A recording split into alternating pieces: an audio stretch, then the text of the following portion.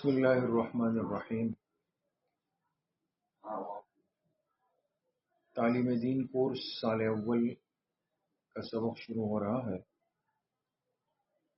سال اول کی طالبات اپنے اپنے قرآن کریم اور اپنی کاپیاں کھول دیں۔ سورۃ اللہب تک ہوا تھا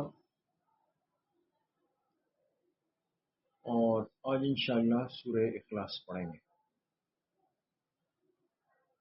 اعوذ باللہ من الشیطان الرجیم، بسم اللہ الرحمن الرحیم۔ قل هو اللہ احد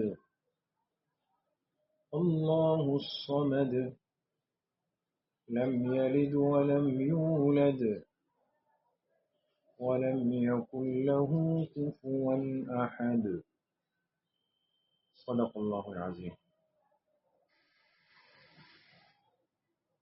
یہ سورۃ الاخلاص ہے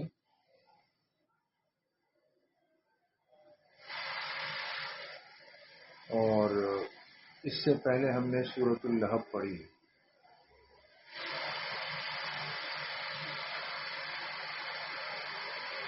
اس سورت میں بھی انشاءاللہ ہم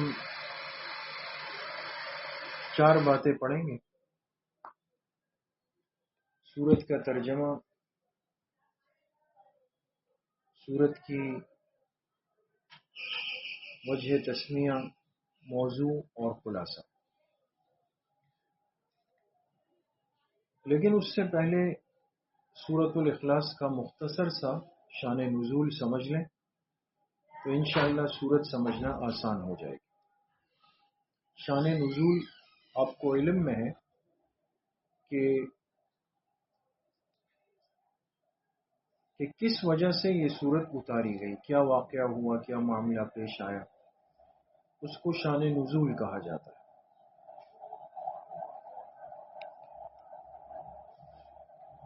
تو سورۃ الاخلاص کا شان نزول کیا ہے؟ کفار مکہ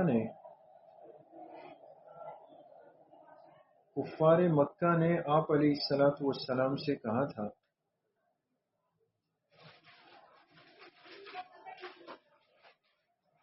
کہ آپ اپنے رب کا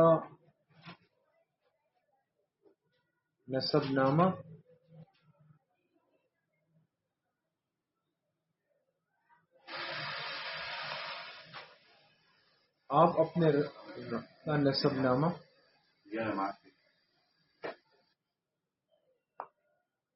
اور صفات تو بیان کیجئے۔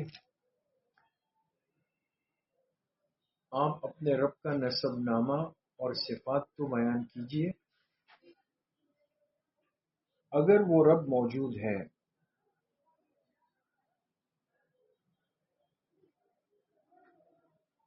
اگر وہ رب موجود ہے تو یہ سورت اللہ تعالی کے تعارف میں اتری۔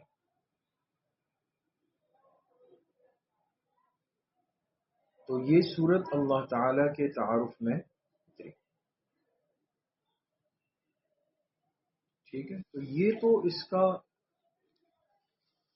ایک شان نزول ہے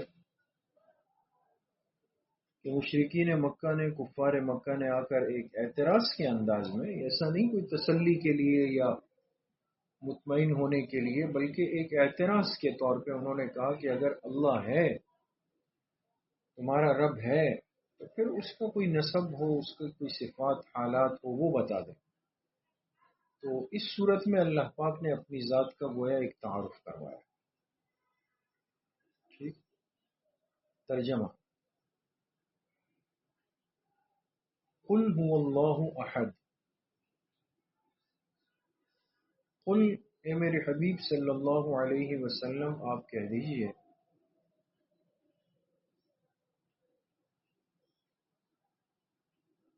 اے میرے حبیب صلی اللہ علیہ وسلم آپ کہہ دیجئے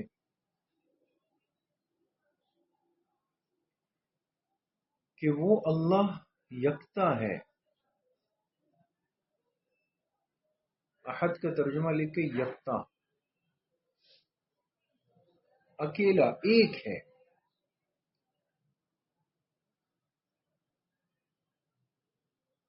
اللہ الصمد،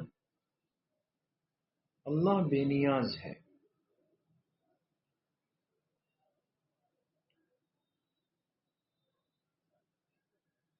اللہ بے نیاز ہے.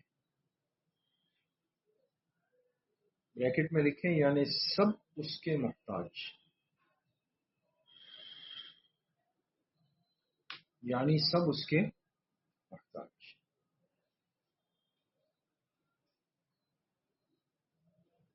لم یلد ولم یولد، نہ اس نے کسی کو جنا نہ وہ کسی سے جنا گیا.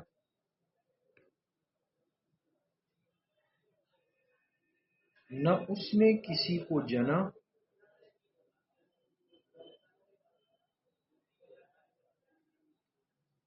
نہ وہ کسی سے جنا گیا.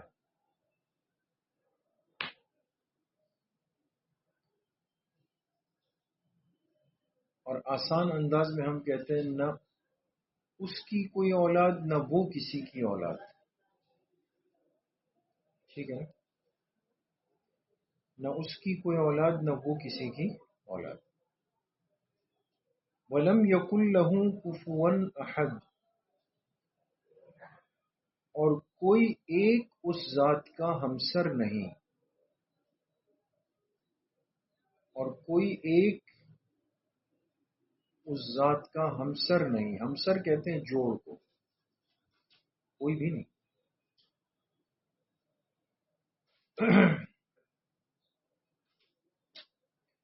یہ اس صورت کا ترجمہ ہے. اس صورت کی وجہ تسمیہ کہ اس کو سورۃ الاخلاص کیوں کہتے ہیں؟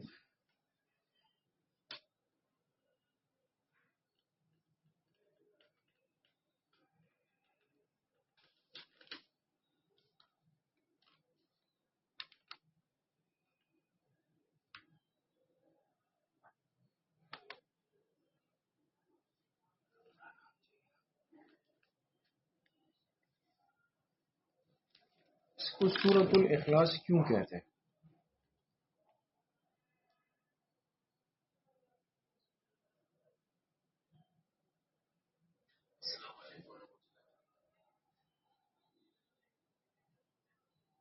ابھی تک تو ہم یہی پڑھتے تھے کہ بھئی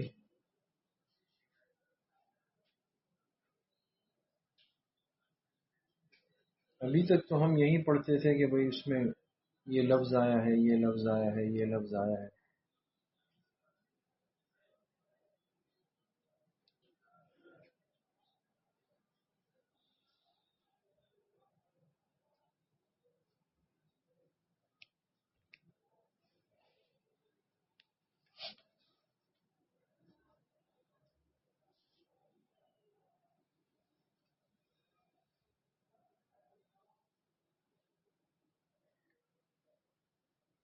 لیکن اس صورت میں اخلاص کا کوئی لفظ نہیں ہے. اس صورت میں اخلاص کا کوئی لفظ نہیں.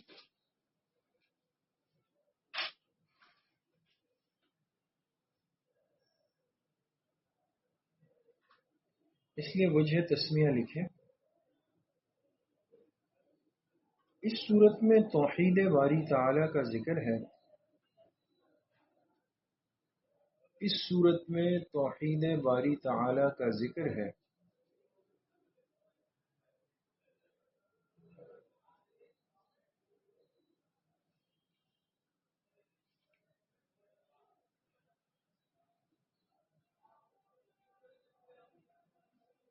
جو خالص اللہ کی ذات کے ساتھ خاص ہے.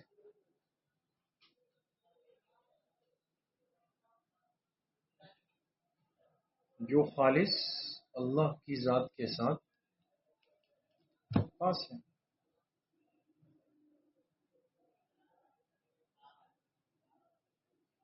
اور جہاں اخلاص ہو وہاں اس چیز کا ذکر بھی نہیں ہوتا. اور جہاں اخلاص ہو وہاں اس چیز کا ذکر بھی نہیں ہوتا. سمجھ گئے؟ اخلاص دیکھیں نا، ہم کہتے ہیں اخلاص اس کو کہتے ہیں کہ جو کسی کو نظر نہ آئے، چھپا ہوا کام. اللہ نے اس سورت کا نام ہی سورہ اخلاص رکھا کہ اس سورت میں آپ کو نظر ہی نہیں آ رہا. اشارہ کر دیا کہ جو چیز چھپی ہوئی ہوگی صرف اللہ کے علم میں ہوگی، لفظوں میں ظاہر نہیں ہوگی. سمجھ؟ موضوع سورت لکھیں. موضوع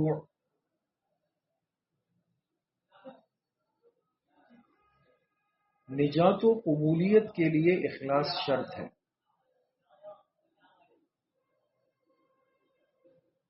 نجات و قبولیت کے لیے اخلاص شرط ہے.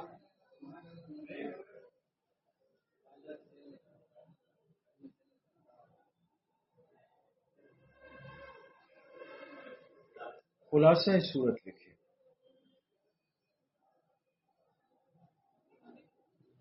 خلاصہ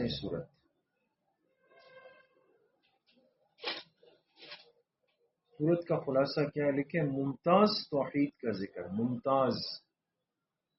ممتاز جو چیز نمایاں ہو نا، منفرد ہو.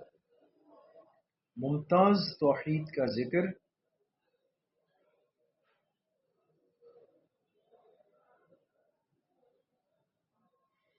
یعنی اسلام کا تصور توحید،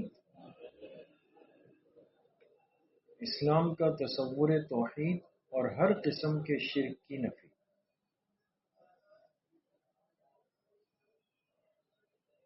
اسلام کا تصور توحید اور ہر قسم کے شرک کی نفی.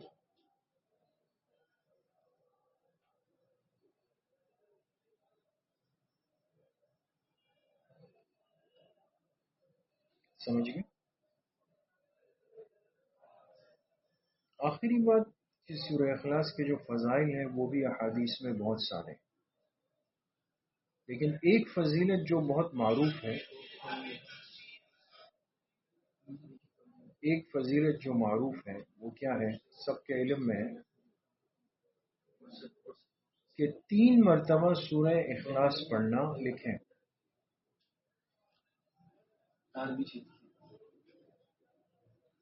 3 مرتبہ سورہ اخلاص پڑھنا وہ اجر میں ایک قرآن کے برابر ہے. 3 مرتبہ سورہ اخلاص پڑھنا وہ اجر میں ایک قرآن کے برابر ہے.